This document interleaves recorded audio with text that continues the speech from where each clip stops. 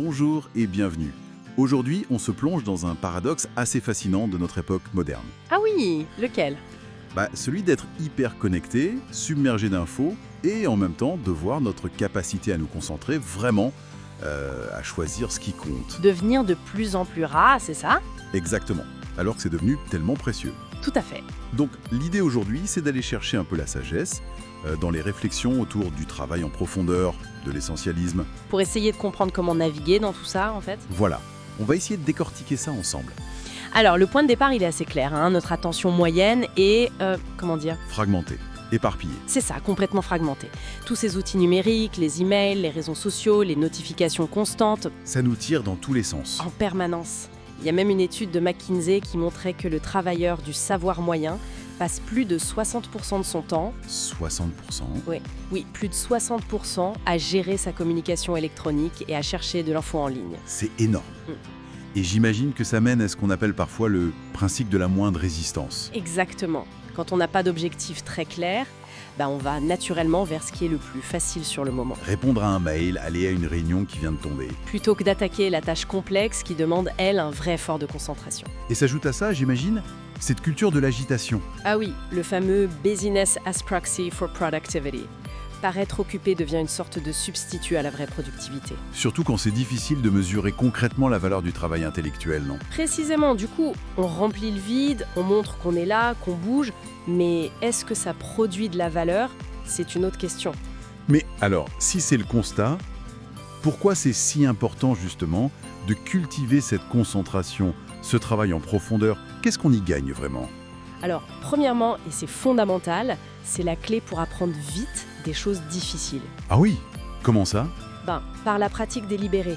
Ça demande une concentration intense, sans aucune distraction. Et ça, biologiquement, ça renforce les circuits neuronaux grâce à la myéline. La myéline, c'est cette gaine autour des neurones. Exactement. Et plus on se concentre intensément sur une compétence, plus cette gaine s'épaissit et plus l'information circule vite et bien. Donc apprendre, c'est intrinsèquement un acte de travail profond. Intéressant. Et pour la performance, pour produire du travail de haute qualité, Là aussi, c'est crucial. Il y a cette formule assez parlante. Travail de haute qualité égale le temps passé multiplié par l'intensité de la concentration. temps passé fois intensité. Oui. Et ce qui est clé, c'est que l'intensité, elle, n'est pas linéaire. Si on double l'intensité, on peut parfois décupler la qualité du résultat. Ah ouais, c'est là que ça devient vraiment puissant. C'est le vrai levier. On voit des exemples comme Adam Grant, qui est incroyablement productif. Oui, j'ai lu ça. Il regroupe son travail en blocs très intenses, c'est ça? Tout à fait. C'est une stratégie efficace.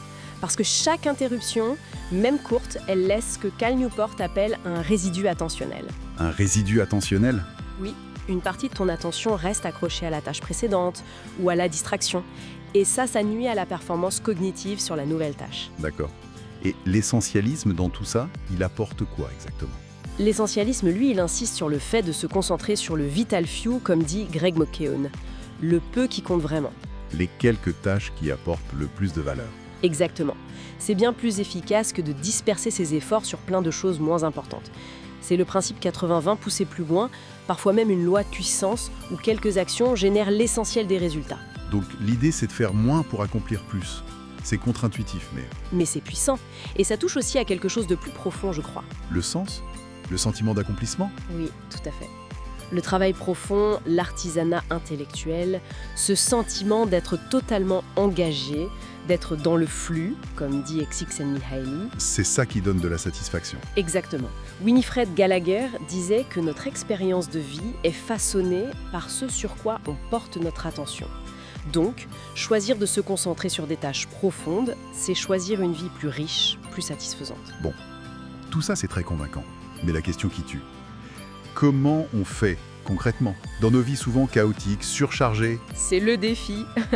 Alors, il y a plusieurs étapes clés, proposées notamment par l'essentialisme. D'abord, Discerner, discerner. c'est-à-dire identifier ce qui est vraiment essentiel. Voilà.